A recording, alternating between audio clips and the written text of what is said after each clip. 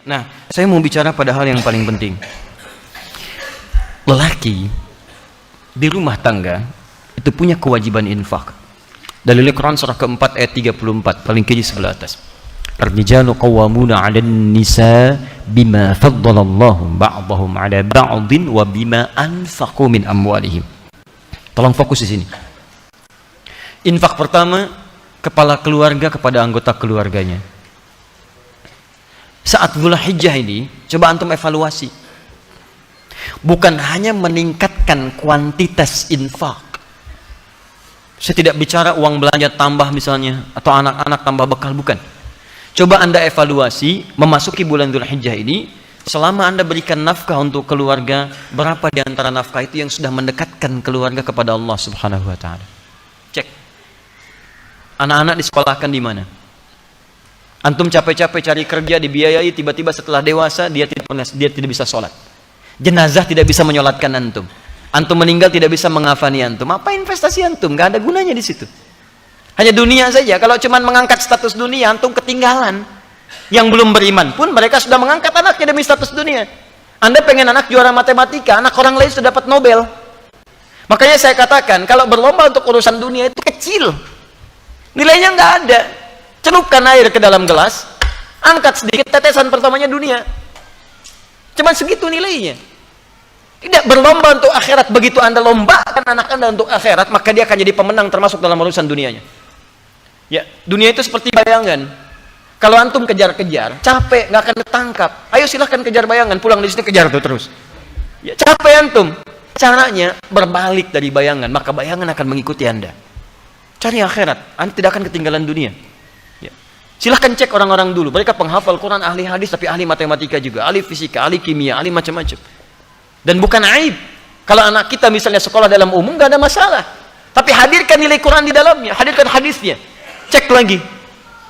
Rumah yang antum kemudian titipkan pada istri ketika antum bekerja, jadi apa di dalamnya? Cuman sekedar tidur, istirahat, masak, dan sebagainya. Jangankan Anda, yang belum beriman pun bisa menggunakan rumah seperti itu. Pernah nggak rumahnya dipakai zikir?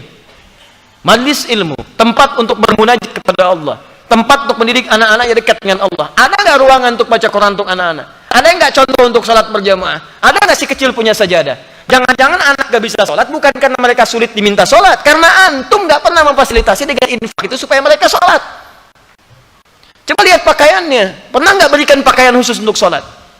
Coba lihat kelengkapannya, jangan-jangan di kamarnya cuma novel yang dikoleksi, bacaan Quran tidak pernah ada, mushaf tidak ada. Bagaimana Anda bisa berdoa menjadikan anak yang soleh sementara Anda tidak memfasilitasi anak Anda untuk soleh? Coba lihat kendaraan antum sebelum masuk ke dalam bulan-bulan ini. Dari sekian hidup antum dititipkan kendaraan, berapa kali antum gunakan untuk ibadah? Dan itu akan ditanya. Tus'aluna yawma idzin 'anil na'im. Antum akan ditanya setiap tetes nikmat yang antum dapati. Itu titipan. Berapa banyak digunakan untuk ibadah? Pulang buka pakaian, lihat koleksi. Buka kemudian lihat kendaraan dan sebagainya. Dibandingkan dengan urusan-urusan dunia, berapa digunakan untuk kepentingan ibadah di hadapan Allah Subhanahu wa Ta'ala. Makanya saya katakan modifikasi isinya dari sejak sekarang. Antum punya kendaraan, mobil misalnya, isikan murotal Quran di dalamnya. Berangkat kemana-mana itu jadi saksi di hadapan Allah. Jadi saksi itu. Antum dengarkan tausiah, dengarkan Quran di situ. Ya pakai motor misalnya, gunakan untuk yang baik-baik dan seterusnya. Itu luar biasa. Dan itu indah. Kalau nggak percaya coba. Bikin visi dari sekarang, perbaiki keluarga, nafkah yang digunakan, gunakan untuk kepentingan nilai-nilai kebaikan sebagai tuntunan syariat. Maka Allah akan titipkan keberkahan di dalamnya. Ada seorang ahli Quran, tinggal di pedesaan. Suaminya bekerja sebagai buruh bangunan. Istrinya itu ngambilin kayu.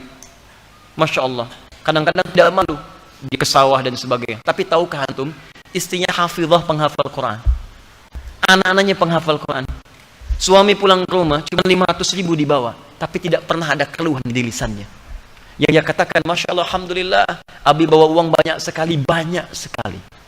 Setiap tamu datang dimuliakan oleh beliau, makanannya, segalanya, macam-macam, ada keberkahan di dalamnya. 500.000 tahan dalam sebulan, disebut banyak, dan ada keberkahan di dalamnya. Antum 5 juta, 15 juta masih merasa kurang, butuh berapa lagi? Coba cek lagi.